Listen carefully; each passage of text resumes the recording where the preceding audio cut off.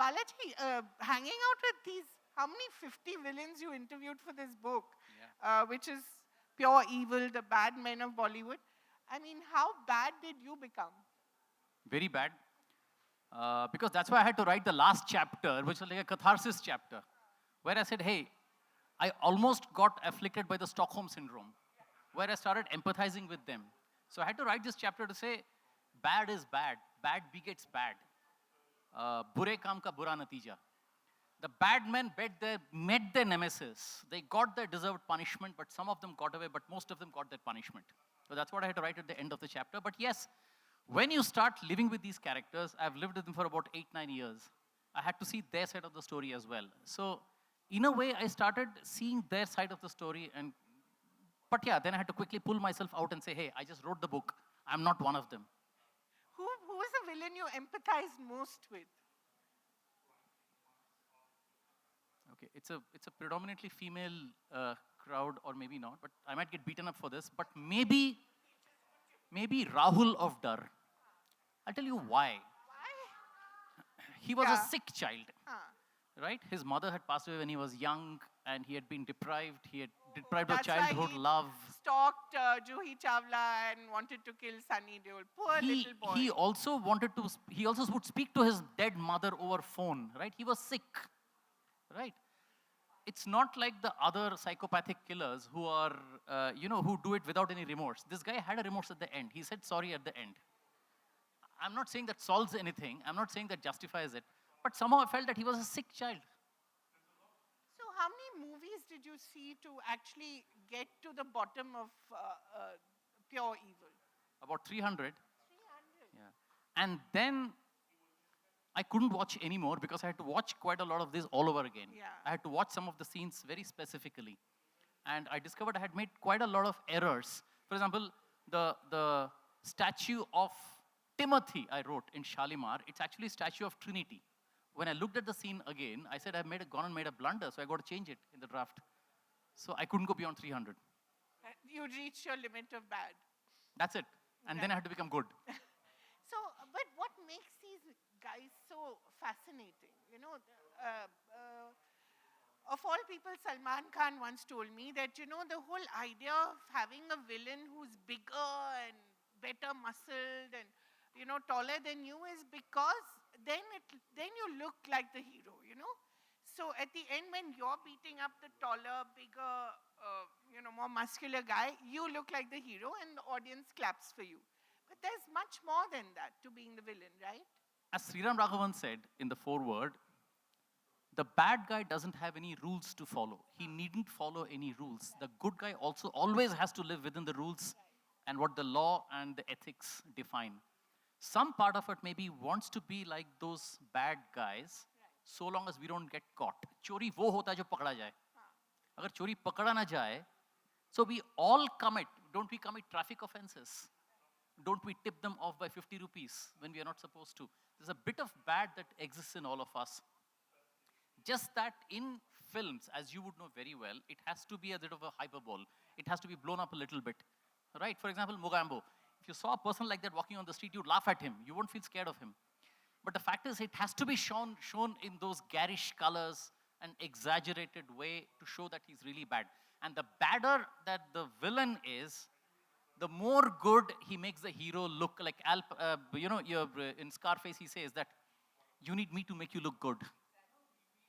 That's why he's important. But that whole idea of the Shakals and the Mogambos of the world, those larger-than-life villains, that's all over. I mean, you don't have... Sorry. I was thinking as if I'm talking to him in my drawing room. Sorry. But that whole idea that, you had these larger-than-life guys with crocodile pools and, whatnot, that seems to be over. You don't have those kinds of villains anymore. Is it that society has evolved or that cinema has changed? What has happened? I think cinema has got more mature. You don't need to, pour buckets of, color over a villain to show him as bad. Let the script define it. Let the dialogue say it. Let the conflict show it. And that's been a change for the better in the last 20 years in Bollywood, where there's been more mature filmmaking, a more mature audience who can understand that. For example, Prithviraj Chandrasekharan, he played that role in Naam Shabana, right? He's like a normal, handsome guy. And the other thing is that hero or villain ko aajkal barabari ka mauka diya jata hai in terms of what they have to say. For example, there is no redeeming factor behind Gabbar being that bad. Maybe he had a bad childhood as well. But then, today, if you look at this film called Ankur Arora Murder Case, he's a corrupt doctor. He messes up on a pre-operative procedure and the child dies, and then he tries to hush up the whole thing. Now, at the end, he says, "Maine ek galti kiya to kya hua?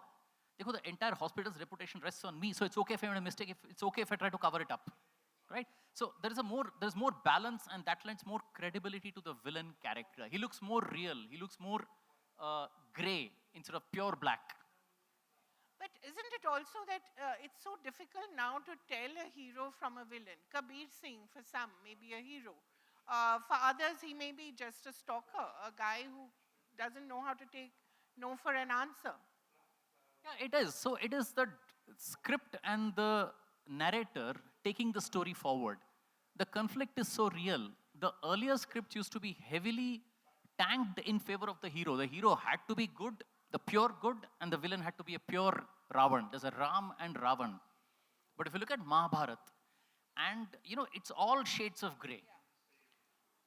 And that's what has happened. I think it's a change for the better. So you may not see those big, larger than life villains before, except for those Indrajal comic villains like the one you see in Dhoom series and all that. He comes like a Spider-Man or a Superman and does all that, but that's fantasy. But in the real world, there is real cinema. But there's a lot of othering that's taking place as well, right? There's a lot of identity being used as, creating, say, Muslims as villains, or, only being shown as terrorists, or people who want to break up the country. There's a lot of that happening as well, right? It's very subliminal, but it's happening. Well, I would say, if you look at it, in the last 20 years, ISI has become the standard foreigner villain. Earlier, it used to be war-based films. After 1962, we had Hakikat, which showed China as a villain. After the 61 to 71 wars, it was Pakistan as a villain in films like, Hindustan Ki Qasam and all that. Then you had films based on the Kargil war. And then thankfully, we're not fighting any wars with them. But what was happening is insurgency. That became the villainy. So ISI became the stated villain, and they are the villains, right? Afghanistan became a villain. If you look at the film called The Kabuliwala's Bengali Wife. So when you say othering, there has been othering if you look at the film called Black Friday. Yeah, there are people who are working for the terror financiers and who blew up the Bombay Stock Exchange. And maybe there were Hindus in that, maybe there were Muslims in that, but they were part of a gang. I don't know whether any particular community has been singled out. Yes, certain people have been singled out. For example, Major Shauryaveer Singh Suryaveer Singh in Shaurya, which was a remake of A Few Good Men. K.K. Menon playing the role. He's an Islamophobe.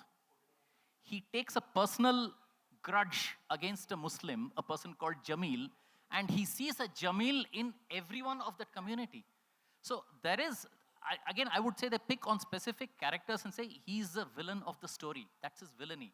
But I don't know whether certain communities have been branded that way. I don't know. I mean, if you can quote some examples, maybe we could discuss those.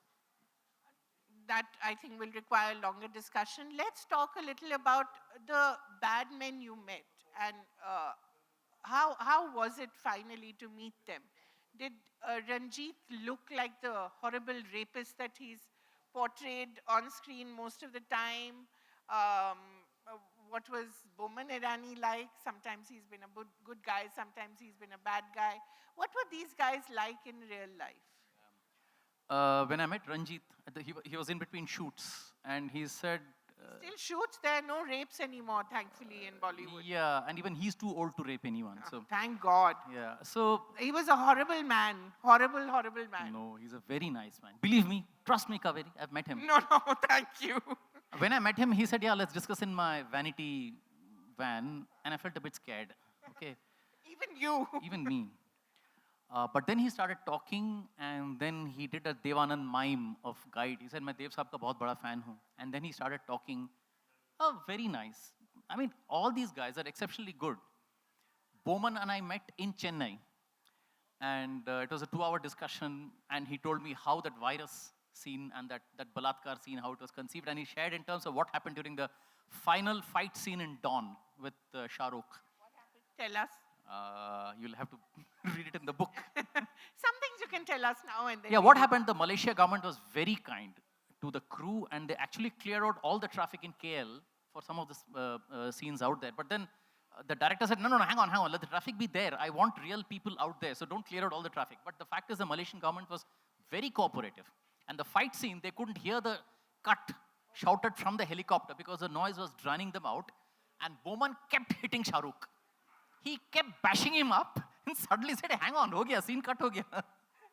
So, poor guy. What about the other guys? Say someone like Danny, Anupam Kher. I mean, they've played a lot of villains. At best, I thought Danny was going to give me 30 minutes. He gave me 3 hours.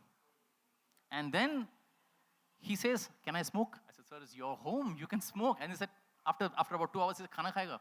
Served lunch and served tea in that typical, that Sikkimis, that wooden spoon they have and all that. Amazing. And next I had a meeting with Mahesh Bhatt. I had to rush there. It's strange, but these bad guys are exceptionally good guys in real life.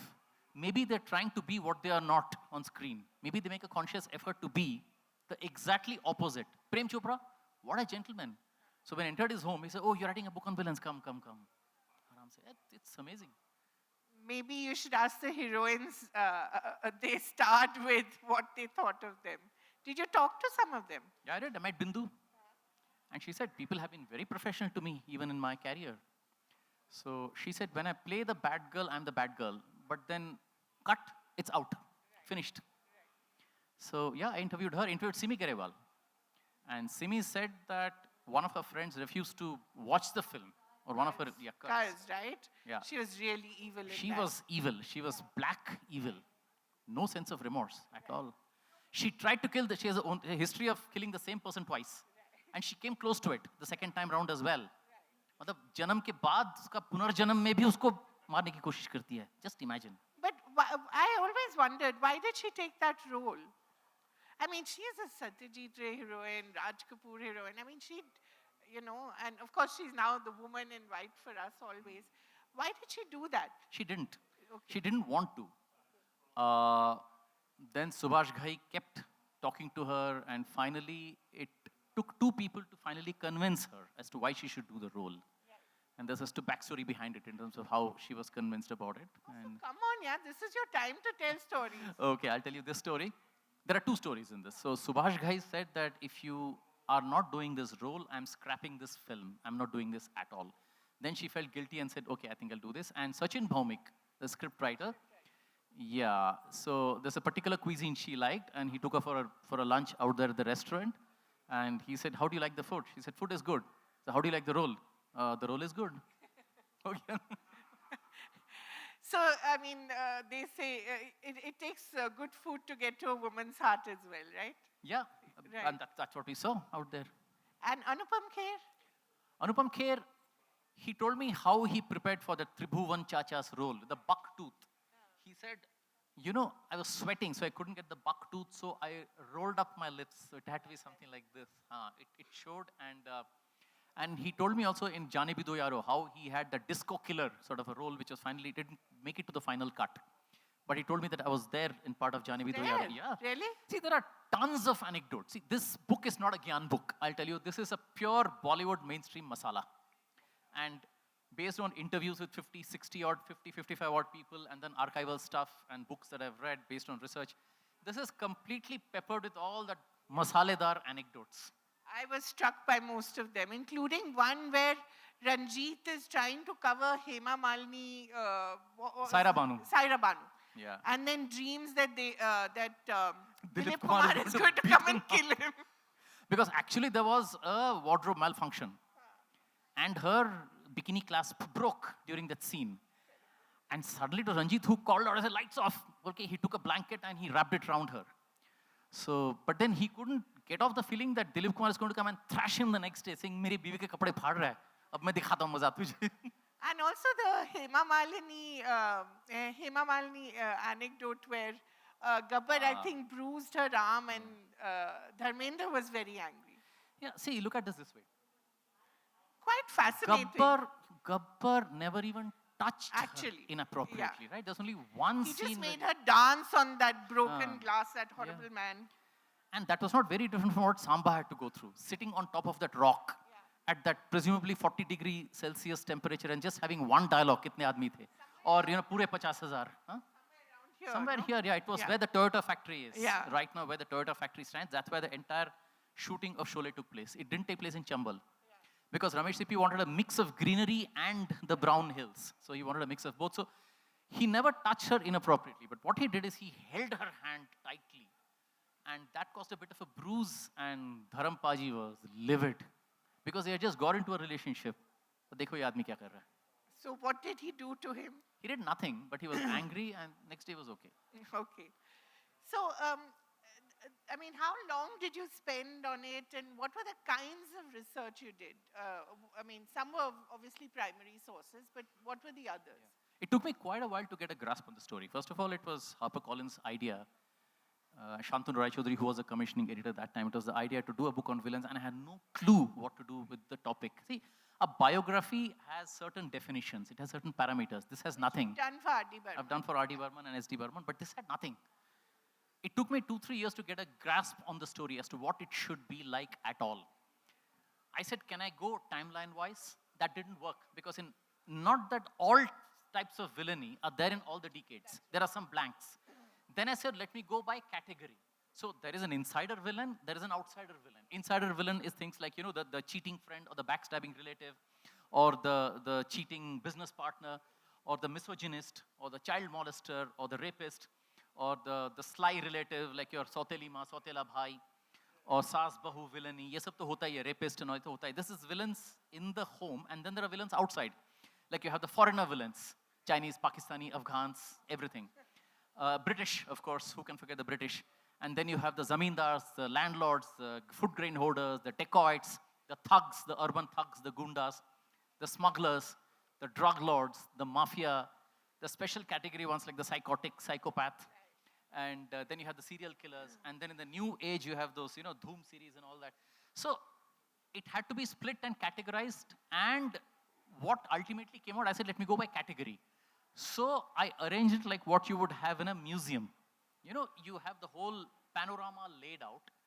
But again, as I said, it's not, let me also tell you what it's not about. It's not a collection of biographies of these actors. It is about the villainy and the changing faces of villainy down the ages. As if we accept the fact, if we start with the hypothesis that cinema mirrors our real society that we live in, even the villainy there has to be a reflection of the villainy out here on the ground. So that's why the villainy kept change, and that has been discussed. The socio-political changes and the economic changes. But having said that, it's not a Gyan book. It's not about socio-economics. It's not about socio-political things. It just maps those nuances. It takes that pegs, historical pegs, and it peels off the layers of the onion. So it is Bollywood mainstream masala, firum masaledar anecdotes. That's what it is. Which was your favorite anecdote? Which was the most exciting story that you were told? This one about the Victoria number 203 was, there's so many. It was this guy called Omi Vaidya who played that, what's his name in 3 Idiots? Chatur Ramalingam. Apparently he knows no Hindi. It's quite obvious. Absolutely he knows no Hindi even in his real life. Born and brought up in the US. So the crew conspired saying, isko bolenge nahi. We won't tell him what balatkar means. ठीक है? Let him go blind into the scene. हाँ, उसको बोलने दो. And then he kept saying balatkar confidently. ये लोग सब हंस रहे, they were trying to, and at the end of the scene, they all burst out laughing. And then he said, what happened? Then they told him what balatkar meant. And he was like ballistic. He said, you guys conned me into it, to doing that. I also think when I first watched that scene, I think I must have watched it on loop, and we all laughed, and we thought it was really funny. Now when you watch it, you actually cringe. Yeah, actually. So how it's like making fun of something. Yeah, how you also change, and how society evolves. Absolutely, yeah. And I think, I used to watch it with my kids. They're two boys, and we used to laugh. And I think about it now, and I think, what the hell was I doing? And it happens to us. Yeah. I mean, villainy does change. Does change.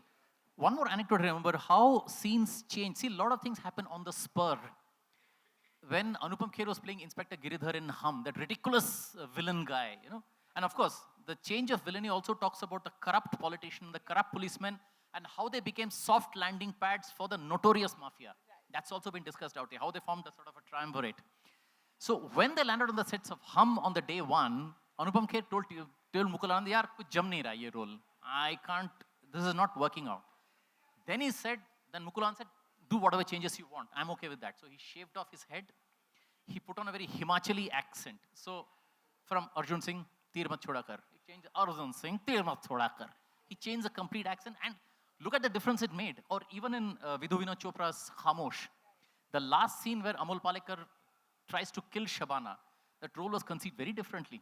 And then some inputs happened, they all got together, and the whole scene changed. So quite a lot of anecdotes. There are about, I don't know how many anecdotes. I've told you 3, and the rest is available out there. So, as Balaji says, we have to read the book to figure out the rest. Thank you so much.